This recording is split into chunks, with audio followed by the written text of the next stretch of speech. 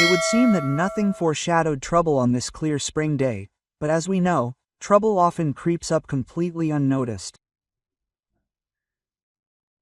Against her will, Dasha was forced into an unpleasant conversation with her mother-in-law, Aleftina Nikonorovna, who is known for her cantankerous nature and penchant for unpredictable behavior. It all began with discontent and yet more complaints. "It's your fault that I can't get along with my own son and grandson. You deliberately turned them against me," Aleftina Nikonorovna said, her voice trembling with indignation. "No, you're misunderstanding everything. It's just that Igor is working a lot right now," Dasha replied. "He doesn't have enough time to spend with his family or with you." Her mother-in-law fixed her daughter-in-law with a sharp, kind gaze. Dasha shuddered, sensing the negative message emanating from her. Aleftina Nikonorovna's expressionless, very light eyes, which, due to the minimal amount of pigment, could be compared to those of a fish, gleamed with undisguised malice. "What are you saying, little brat?" the elderly woman said sarcastically. "So, I'm no longer family to you, and you're not related to me, either?" Hearing the pensioner's words, Dasha was a little taken aback and couldn't find a response. Aleftina Nikonorovna continued to air her numerous accumulated grievances against her daughter-in-law. Quote, "You have nothing to say in response, because I'm completely right. You deliberately set your son and grandson against me. You forgot that I'm a mother and that there are no ex-mothers. And I'm also a grandmother. Everyone seems to have forgotten that too. What's so surprising? What else can you expect from your ungrateful family?" While her mother-in-law continued her attacks, Dasha frantically pondered how to respond. She didn't want to get involved in a serious scandal. She knew very well how difficult it was to convince Aleftina Nikonorovna, who was firmly convinced that she was always and in everything right. After some thought, Dasha decided it was best to maintain a friendly tone. "Aleftina Nikonorovna, come on, enough of this. What do we have to share? We're one family, after all. Let's talk about something else. I suggest we change the subject and discuss something pleasant." "I'm in the wrong place." My mother-in-law was adamant. "Don't be cunning and don't avoid the conversation. Better tell me why you're turning my husband and son against me." Over the course of several years of married life, Dasha had come to know her toxic mother-in-law quite well. Aleftina Nikonorovna was known for her love of causing a good fight over the slightest provocation. She would present any event as if everyone around her were somehow to blame. She often forced people to justify themselves to her. Normal dialogue in such situations was impossible. As a rule, a quarrel would ensue, after which Aleftina Nikonorovna would demonstrate her resentment for weeks and not speak to her relatives. Dasha gathered all her composure and answered her mother-in-law as politely as possible, in a calm voice. "What are you saying, Aleftina Nikonorovna? Let me tell you that you are mistaken. It's not in my nature to set things up, quote, someone in the family against each other. I don't want us to quarrel and sort things out over nothing. After all, nothing terrible happened. How come it didn't, Aleftina?" Nikonorovna answered, with an extremely indignant intonation, quote, "Let me remind you, dear, that your son Anton doesn't know how to behave normally and constantly snaps. His attitude towards adults is a real nightmare. As soon as I make a remark to him, he immediately becomes rude in response. Moreover, he insults me, says unpleasant words about me. When did he insult you? What unpleasant words did he say? Dasha asked with sincere surprise. It's all clear, you don't even know about it, and yet you call yourself a mother. The mother-in-law continued to be indignant. Quote, what haven't I heard from him? Now he compares me to Baba Yaga. Now he says that my teeth are terrible, like rust. And just yesterday he said that I'm already old. In short, complete disrespect for his grandmother. Dasha paused. She couldn't imagine her 8-year-old son saying such nonsense to an elderly man. The fact is, she and her husband had raised Anton carefully from the cradle. The boy grew up polite and calm, greeting his neighbors. The teachers at kindergarten praised him. When he started school, there were no problems either. No one complained about Anton, except his own grandmother, who was always dissatisfied with everything. Dasha wanted to say all this about Leftina Nikonorovna to her face, but she knew that such words would only escalate the conflict. Did he really say that to you? She asked her mother-in-law. Leftina Nikonorovna's fish eyes flashed. Her face was contorted with negative emotions. Apparently, she was truly resentful of her young grandson. The elderly woman straightened proudly and adjusted her impressive multi-layered hairstyle. Yes. Your son asked me in the most insolent way. Grandma, tell me, you're very old, probably born in the time of the Tsar, you understand? It's truly rude and uncultured to ask your own grandmother such insensitive questions. Although, what can you expect from a child if his mother also behaves inappropriately? Despite what she heard, Dasha wasn't at all offended and even smiled slightly. Aleftina Nikonorovna, noticing her smile, interpreted everything in her own way and, with renewed vigor, went on the offensive against her daughter-in-law. I wonder who taught the child such things. Although, what's there to ponder, it's all clear. He couldn't have come up with such an inappropriate question himself. So, you see me as Baba Yaga, and this after everything I've done for you. The mother-in-law, seriously enraged, continued to build up her resentment. Dasha realized her mother-in-law took her grandson's words extremely seriously and had no intention of forgetting what had happened. To prevent another wave of merciless criticism, she decided to calm her down and change the subject. Quote, don't worry, I'll talk to my son. I promise it won't happen again, Dasha replied as calmly as possible. Wanting to prevent the domestic dispute from escalating, Dasha didn't comment on her mother-in-law's caustic remark. Glancing at her watch, she saw it was time to go to school and pick up her son. A trip to the pool was planned after school, so she needed to hurry. All this time, Leftina Nikonorovna kept a close eye on her daughter-in-law. The woman understood perfectly well that Dasha needed to go get the child, but she was in no hurry to end the conversation and leave her alone. There was no doubt the pensioner had much more unspoken on her mind and was eager to continue the pleasant conversation. Just a few seconds later, the furious mother-in-law's torrent of eloquence continued. I can't help but mention Igor, your husband, Aleftina Nikonorovna stated.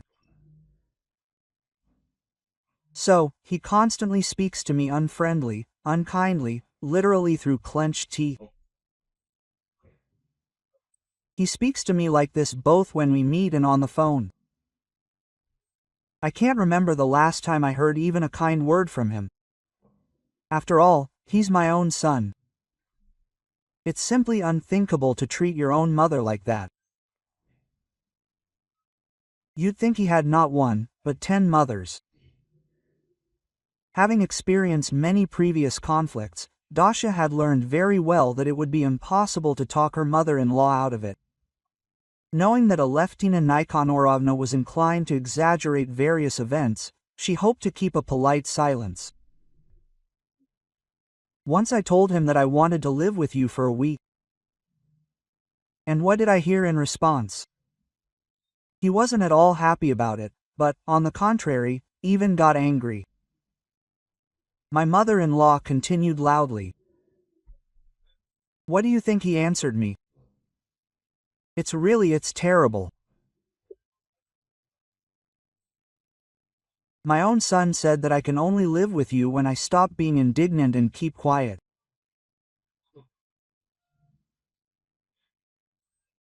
He says that constant quarrels negatively affect everyone in the family, interfere with the child's homework, negatively affect their well-being, and so on. It's incomprehensible to say such a thing to my own mother.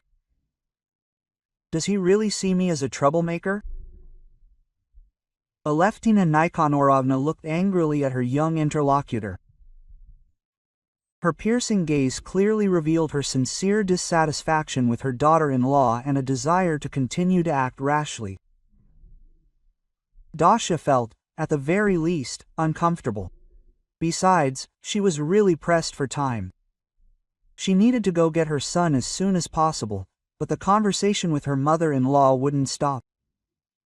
The elderly woman grumbled non-stop. And all these problems arise because of you. You're the one who has such an influence on my son and grandson. And why on earth did Igor choose you as his wife? He made a big mistake, and I will definitely tell him. Quote, I told him about it. Now you all don't respect me at all, you're never happy to see me, and you're always trying to say all sorts of nasty things. From the sheer volume of negative comments and harsh criticism, Dasha's vision literally began to darken. It was necessary to immediately stop this idiotic conversation and get down to business. You know, I probably won't be able to re-educate Igor, Dasha said. He's already an adult, a fully formed individual.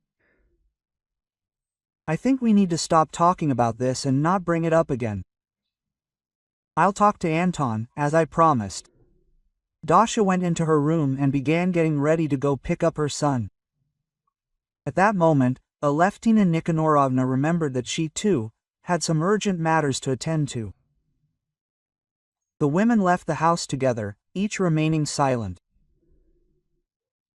Driving out of the gate, Dasha saw in the mirror how Aleftina Nikannorovna headed toward the neighboring house. A friend of her mother-in-law lived there.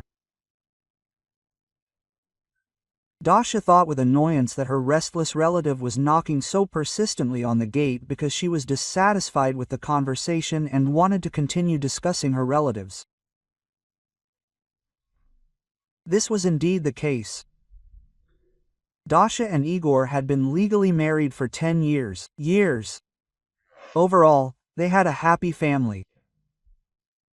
The couple lived in the house they inherited from Igor's grandparents.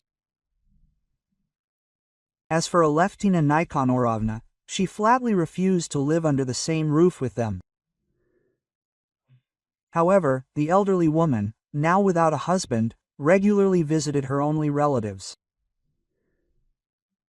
Aleftina Nikannorovna herself claimed that comfort and peace were her top priorities.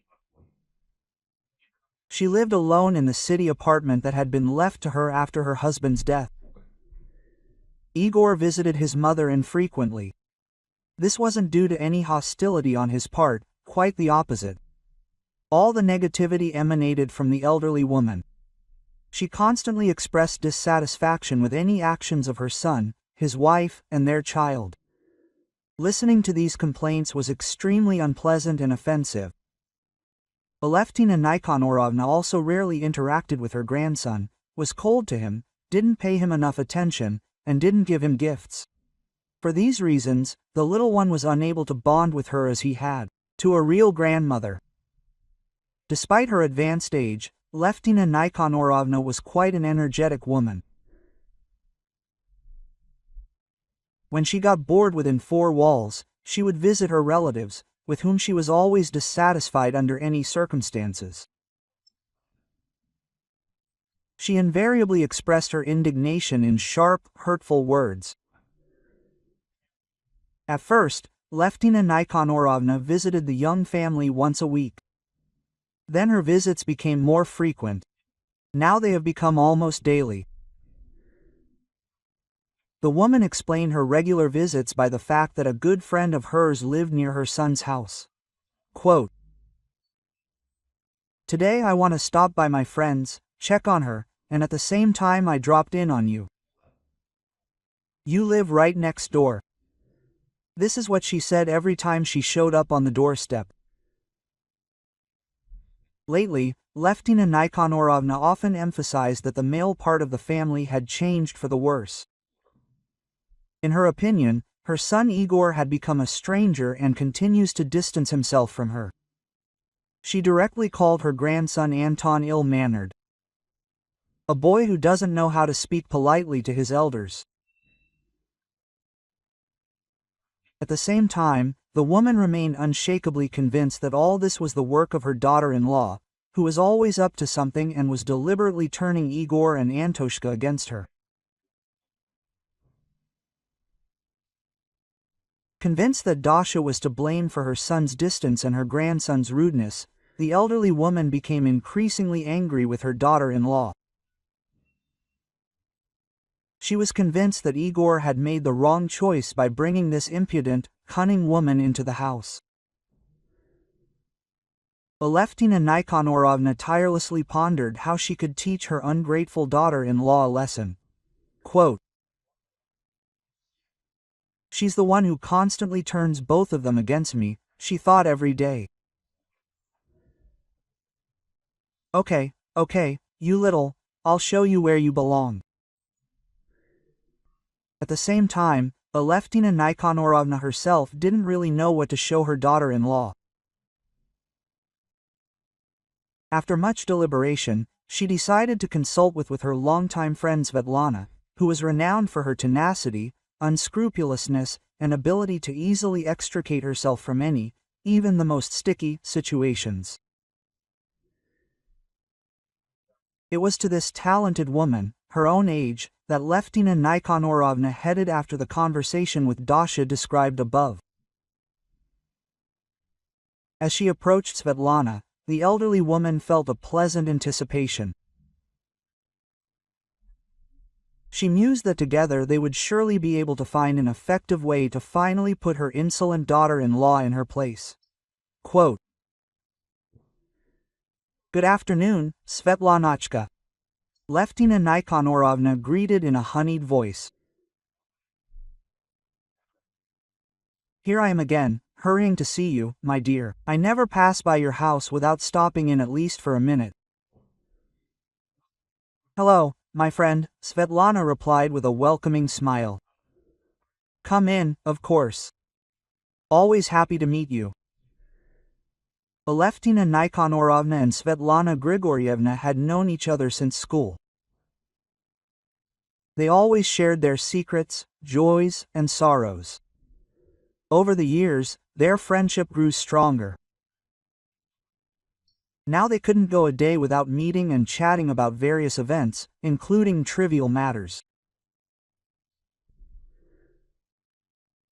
Over a cup of tea, the elderly women casually discussed all the gossip they had collected, not at all considering such conversations shameful.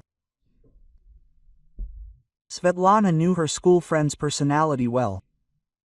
If Aleftina said she'd just pop in for a moment, literally a minute, it meant something entirely different. The conversation would drag on and touch on a situation that was important to her. Aleftina Nikanórovna walked into the familiar kitchen, which she visited daily. Sitting down at the table with the samovar polished to a mirror shine, she began to sigh heavily. Svetlana, sitting opposite, fixed her old friend with a sympathetic gaze. The hostess remained silent, understanding, and waited patiently for Aleftina to begin telling the whole story. Quote, "I can't stand it anymore," the guest finally spoke. "This can't go on like this for another day. Svetek, all my hopes are only in you." Aleftina Nikonorovna looked at her school friend with a disparaging expression. She thought that only this person could tell her what to do in this situation. Quote, "Svetlana, you've always been smarter than me and have helped me with good advice many times. Now I need your help again. You must tell me what to do. I can't handle it alone." Aleftina Nikonorovna turned to her friend. "Oh, don't exaggerate. Of course, I'll help as much as I can, and tell me already. Don't keep me guessing about what happened to you," Svetlana replied with a smile. She was very proud and always loved praise. After her friend's flattering words, her full cheeks became noticeably rosier, and her eyes sparkled with joy. Aleftina Nikonorovna continued to sigh. Her entire demeanor conveyed concern and disappointment. Silence reigned in the kitchen for a while, and then the guest spoke up. "Listen, Svetlana, what would you do if your son married a woman who didn't respect you? What's more, she was turning him and her 8-year-old grandson against you. Could you tolerate that?" Svetlana Grigoryevna paused. She realized her friend was alluding to Dasha, who lived next door. This girl was generally modest and cultured. No one had ever noticed her being rude or insolent. So Svetlana didn't immediately understand how Aleftina could have problems with such an intelligent daughter-in-law. However, she didn't dwell on it. You never know, it was a family matter. Quote, "First of all, I would talk to my son and ask him to influence his wife," Svetlana replied. "No matter how hard I tried, nothing worked. Igor doesn't want to talk about it. It seems that this frivolous woman has manipulated him so much that he's not even happy with his own mother. Do you realize what incredible power she has over him?" Svetlana narrowed her eyes slyly. The worldly wise woman knew perfectly well that in such situations, one could try to act through a child. Quote, "But what about your grandson? Can't you turn him against his mother? Think about how to annoy her through the baby. He's only 8 years old. That's the age when children are not at all difficult to manage. What will you tell him, and what will he do?" She advised Aleftina. "Oh, if only that were true. At 8, he already understands a lot. He won't go against his mother so easily. Yes, he knows a lot more than me. He's smart, he's a computer savvy, he's a good student. It won't be that easy to control him. That's definitely not an option. Listen, Svetek, I've just had an unusual idea. I want to discuss it with you and ask for your help in a matter."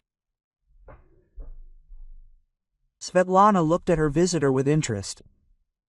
She adored all sorts of intrigues, in which she had literally been immersed her entire adult life. Aleftina's school friend was already anticipating the upcoming events. Displeasure at the latest intrigues.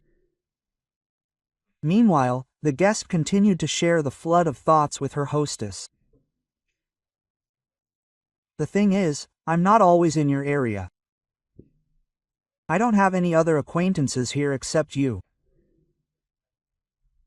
You, unlike me, see my relatives every day and communicate with all the neighbors. So I want to ask you, Persuade the locals to declare a real boycott of my daughter-in-law. Tell them not to greet her or speak to her, so that she, the bastard, will feel firsthand what it's like to be disrespected by others. Ish was used to everyone smiling at her and greeting her when they saw her. They had no idea. What kind of snake is Dasha, really? Aleftina Nikonorovna spoke these words with great emotion, her eyes blazing with indignation. Quote, "We could boycott her, that's easy," Svetlana replied. "But it would require a compelling reason. You understand that people won't ignore your daughter-in-law without a reason." Most of the neighbors were positive about her. Noticing Leftina's upset expression and change, her friend, who had been encouraging her, smiled. Svetlana declared, "Your plan will work, but you need to take care of some dirt." Dirt? What do you mean? Take your phone and discreetly take photos or videos of what your daughter-in-law is doing wrong. Once you've collected the material, come see me as soon as possible. I know what to do with it. After hearing this, Aleftina Nikonorovna's mood instantly improved.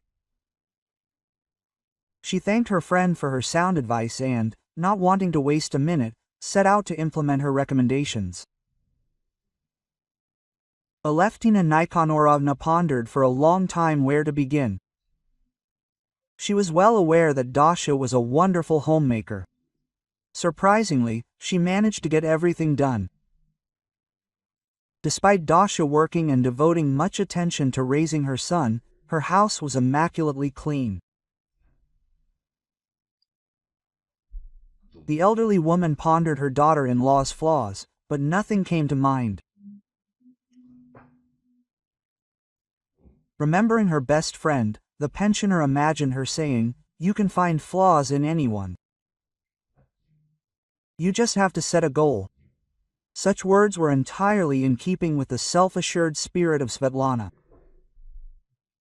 The woman tossed and turned in bed for a long time, pondering what she could dig up on her unloved relative. Finally, she managed to fall asleep. Waking up on Saturday morning, she hurriedly ate breakfast and immediately went to visit her son. Dasha greeted her warmly, with a sincere smile. Despite such a warm welcome, Aleftina Nikonorovna's heart remained icy. Her secret intentions toward her unsuspecting daughter-in-law were unwavering. Dasha was getting ready to go somewhere and was in a hurry. Approaching her mother-in-law, she said, "It's good that you stopped by. I just need to leave on important business. I'll be home in the evening. Will you be able to spend time with Antoshka?" "Well, of course, I came to see my grandson." "If you thought I was coming to see you, you were mistaken," Aleftina Nikonorovna replied sarcastically. After waiting for Dasha to leave, the mother-in-law began searching for suitable incriminating evidence. Having climbed into the chest of drawers, she began to look through Igra's socks and underwear. All the items were in excellent condition, so it was impossible to find a suitable option. Having chosen the socks that looked the most worn, Aleftina Nikonorovna laid them out on the floor and began to photograph them with her phone. Deep in her preparation of incriminating evidence, the woman did not notice her grandson Anton entering the room. The boy looked for a long time from the things scattered on the floor to Aleftina Nikonorovna and back. He tried to figure out what his grandmother was doing. Quote, "Grandma, why are you taking this picture? Are you trying to get more likes or something? Do you have a cart or did you just install it?" Quote. Anton continued peppering his grandmother with questions. The woman didn't comment on her strange behavior. Silently grabbing her son's socks, she headed to the washing machine. Meanwhile, Anton kept up the pace. Quote, "If you're hoping to get a ton of likes from users, you're wasting your time," the grandson continued. "Dirty laundry certainly won't help you with that. To get likes, you need to post unusual content. Socks are unlikely to interest anyone. By the way, were you taking pictures of the dust yet? And what's that for?" The questions continued to rain down on Leftina Nikanorovna. She was becoming increasingly irritated by her grandson's persistence and blaming herself for her carelessness. Quote, "Why did he come into the room at such an inopportune moment and see her collecting dirt? Go to your room and do your homework. There's no need to come around here and lecture your elders. I'll handle this without you," she snapped at Anton in a displeased voice. "But it's Saturday, have you forgotten?" "We don't have any homework on the weekends," her grandson responded. "Hey, do something useful and don't bother me," his grandmother snapped categorically. Anton stayed with her for a while longer and, realizing that nothing interesting was in the offing, he returned to the nursery and started playing his favorite computer game again. After waiting for her daughter-in-law and son to return, Leftina Nikanorovna said a curt goodbye and went to her friend to show them the dirt she'd found. Svetlana glanced at the photographs and grimaced. Quote, "Aleftin, this isn't what we need at all," she commented on the footage. "So, we couldn't find anything else, even though I've literally rummaged through the entire house," the guest replied frustratedly. "But understand, this won't do. We won't be able to teach your daughter-in-law a lesson with dirt like this," Svetlana said, looking intently at her friend. "Believe me, no one here will ignore her because of her husband's scattered socks. We definitely need something more serious, you understand?" "I understand, but finding more serious dirt on her was difficult. She's such a neat freak. How does she manage to do everything? There's simply nothing to find fault with," the frustrated interlocutor sighed. Silence fell over the room. Leftina sipped the tea offered to her.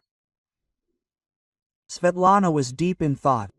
After a couple of minutes, she looked at her friend and smiled mischievously. Quote, "Okay, I've got it. Wait, I'll get you something now. These are just what you need in your situation," the satisfied hostess exclaimed. Svetlana went into the bedroom. A few seconds later, she returned, holding a pair of men's underwear with an unusual pattern.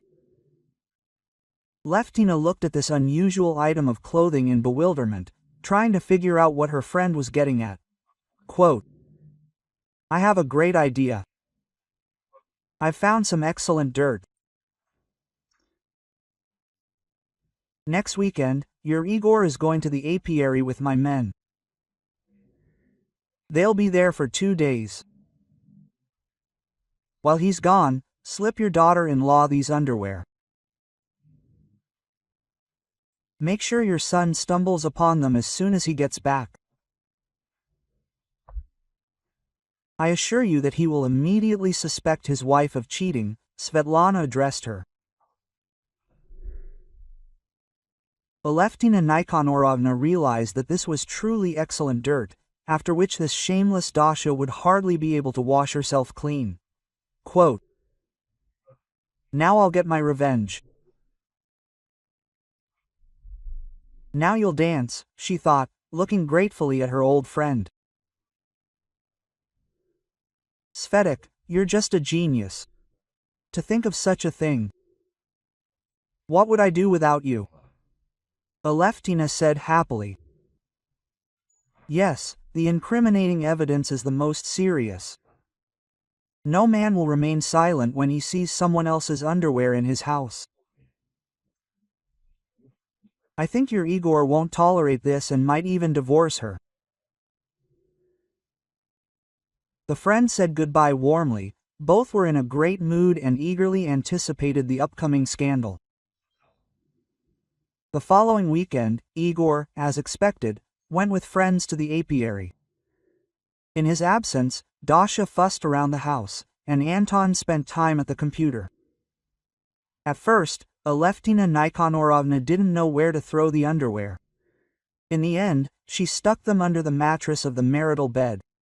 Now all that was left was to wait for the result. But several days had already passed since Igor returned with apiary, and Aleftina Nikonorovna was impatiently waiting for her son to find the incriminating evidence. But he still hadn't looked under the mattress. Suddenly, the unexpected happened. Dasha was the first to discover someone else's underwear while cleaning. Upon seeing them, she immediately called Igor. Quote, "Look, these are yours. I don't remember these. And why did you hide them? These aren't my underwear. Where did you find them?" Her husband asked in surprise. "Under the mattress on the side where you sleep." Dasha and Igor looked at each other, confused. Anton walked into the room. Upon learning what was going on, he told his parents how his grandmother had rummaged through the underwear drawer and then yelled at him. The quick-witted boy immediately assumed it was her doing. Especially since only Aleftina Nikonorovna had been visiting them lately. No one else could have planted the found item. He approached his mother, who was staying in their room, and asked, "Is what Anton is saying true?" Aleftina Nikonorovna realized that her cunning plan hadn't worked, but she had no intention of admitting to her actions and decided to get out of the unpleasant situation. "How am I supposed to know?" "You'd better ask your wife," she replied sarcastically. "What does Dasha have to do with this?" Igor asked calmly. Displeased with her son's reaction, Aleftina Nikonorovna exploded. Quote, "It's unknown who came here while you were gone. Maybe you brought a lover, and he forgot his underwear. And how did he leave without underwear? It's chilly outside in March, isn't it?" Igor asked ironically. Dasha gently intervened in the dialogue between mother and son. Quote, "Aleftina Nikonorovna, please take this thing back to where you got it, and don't bring anything else that doesn't belong here anymore, I beg you." Dasha left the room.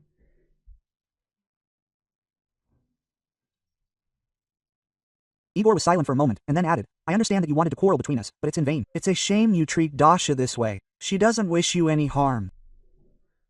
Mom, let you take a break from us for a while. And then we'll meet again. You're just a henpecked husband and don't understand that your wife is quite the devil. I'm never coming here again. I won't get any respect from you anyway."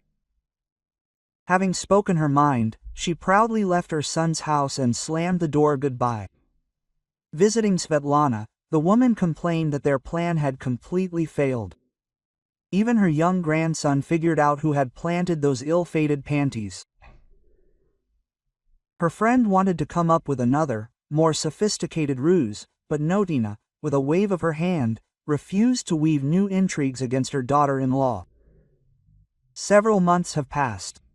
Aleftina Nikonorovna stubbornly keeps her promise and doesn't visit her son. After the recent events, she also stopped communicating with her longtime friend Svetlana.